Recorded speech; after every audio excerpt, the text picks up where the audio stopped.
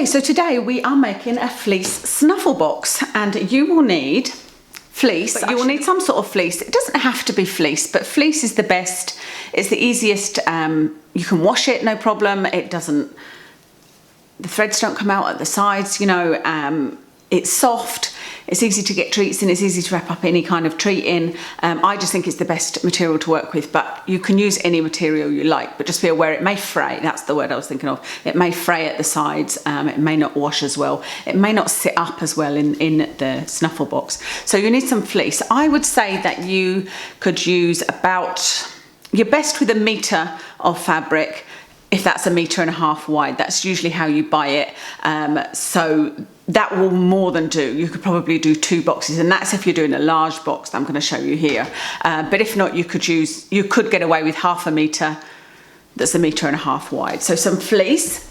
You will then need some fabric scissors, a tape measure, and your box, your snuffle box. Now I'm going to make it with this one here, which is quite large. I haven't made a large one for him before. I've made a medium one and a small one. This is another size box that I have used for a snuffle box before as well. So you can buy coloured ones. I bought my box from Home Store and More, but I'm pretty sure you can get them on Amazon, and I will have a resources page where you can get these anyway. But you can see the difference in size in different cages, I guess you call them, that you can get. They're really just for storage, you know, wherever you find storage boxes. So this is my little crafts box. The size you want will depend on the size of a dog you've got. Obviously, if you've got a Chihuahua, this might be an appropriate size, or even smaller. You can get smaller than this. If you've got a bigger dog, you know, if you've got a lab or whatever, this might be a better one. You could still give them this one. It depends on how much you want to spend, because obviously it's cheap. The smaller the cheaper, and the less material you'll use for this one.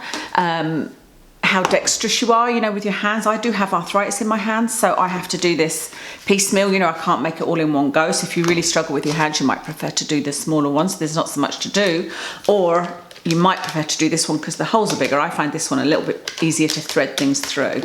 And the other thing is how much storage you've got. So if you've got a big cupboard or not. I am lucky enough to have a huge cupboard for all Watson's games. Pretty much it's 90% his games cupboard. So yeah, it depends on storage, because obviously a smaller one will be easier to keep. So what you will need, I'm not going to obviously film me cutting every single strip, but you're going to need an amount of strips of material. I would say 2 centimeters is about the right width, maybe a little bit less if you're doing it on a smaller one, but it should be fine also. So 2 centimeters is about the ideal width of the strip. And for the strips for your box, what you're going to do is measure across the top. So this is 20 centimeters, and then I'm just going to add on a couple of centimeters. So I'm cutting my strips at 2 centimeters by 22 centimeters. So it's a little bit longer than the width of the box. That means that I can fold them and thread them, and they will come to about the middle. So I've just got a little piece of material here that it's just an end, and it measures just over 20, so it's about right. Well, it's about 21 and a little bit. So I've just folded it in half, and then to get my 2 centimeters, I just find it easiest to measure along and click the lock button onto the tape, and then just mark about 2 centimeters across. Like I say, it doesn't actually have to be that specific, you know, you can judge it yourself. It's not something that you're going to notice once you put the strips in. So then you just cut out how many strips you need. For this one, I worked out that I need 160 strips, because it's quite a big box, and that's going to cover both sides and both ends. You could just do both sides if you wanted to, both long sides on either of these. These, it's probably best to do just 2 sides, because it will, you know, there's not as much room. And so I'm going to do, out of the 160 that I need, I'm going to do 80 in black, and then 80 in this lilac. But obviously you can do any colour you want, and you can buy any kind of colour cage you can find. And these make really nice gifts. You know, you could do these like for Easter in yellow. You could do them for Valentine's Day in pink or red. You could do them for Christmas in red and green and give them as gifts, you know, to people for their dogs. I think they would be great as a gift. So we've cut all of our strips, and we've got our box here, and I'm just going to show you how. Again, I'm not going to show you the whole lot, but I'm going to do the black on the top and the lilac on the bottom. If you're looking to do it for a dog that has especially if they've got any kind of eyesight issues. But for dogs anyway, the best colours to do would actually be blue and yellow, because those are the colours that they can see. They see everything in shades of blue and yellow. So you're going to fold your strip in half, and then you're going to thread the folded end through one of the holes, and then thread the other two through. So hopefully you can see this. Let's get you a little bit closer. And then you're going to open your loop like that, and then just pull the other two ends through, like so. And that's literally all you're going to do with all of them. Now, you can also just tie them, so you could just thread one end through, thread another end through, and just tie it like so. But what happens, as you'll see, when you tie it like that, is they're not going straight forward. They're a bit more higgledy-piggledy, whereas when you do it like that, they're pointing straight across, and it sort of sits better.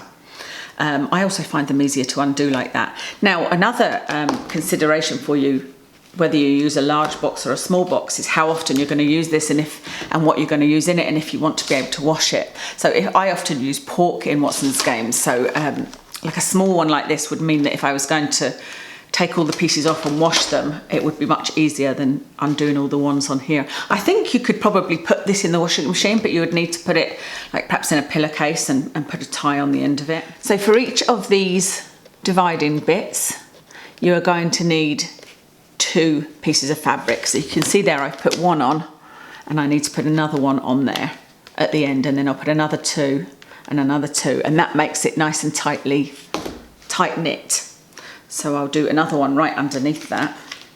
I wouldn't, if I were you, try and do it thicker, because that's what you could think, well, I won't bother doing, I'll do them 4 centimetres, but just put 1 piece of material on. But actually, it's just then really difficult to get through these holes. So I've just done 2, as you can see. So 2 per divider. One little tip I have for you is when you are cutting your strips and trying to count them, if you buy some elastics like this, or any kind of elastic bands that you have, I just thought this was so cheap, and I use it for so many things for Watson's Games. Just tie every time you do 10, and then it's much easier to count your pieces of material.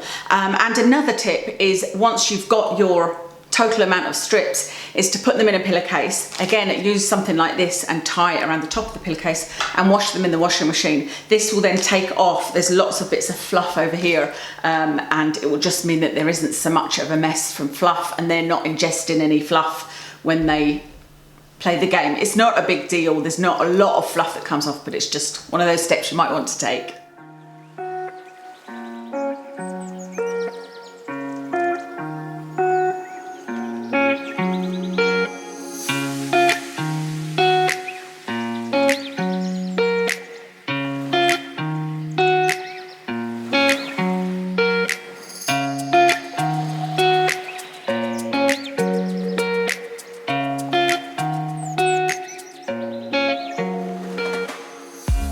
So I have finished this, and I have done all 4 sides. I decided that it needed all 4 sides doing. I just did it in the opposite to, how I did the black on the top and the lilac on the bottom. I switched it for the ends, black on the bottom and lilac on the top, just for a different look.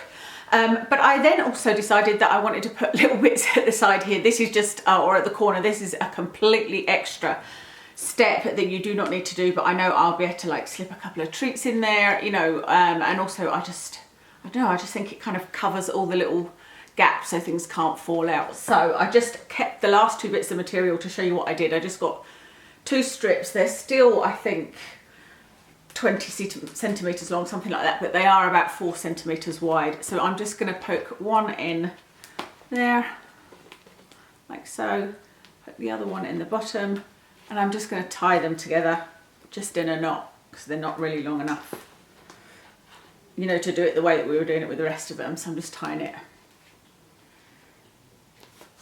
twice like that, and then I'll just snip it. So this is not actually forming too much part of it. It just, like I said, it kind of covers the gaps. And then another one for the top bit. Same again, put it through there and through there. And then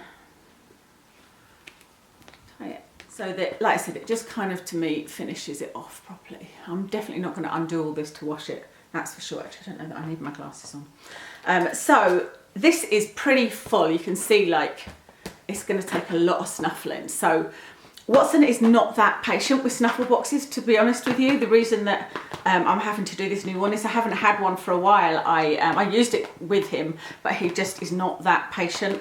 At snuffling through this. Is just not one of his favourite things, but I think he'll enjoy it because it's, you know, he hasn't had it for a while.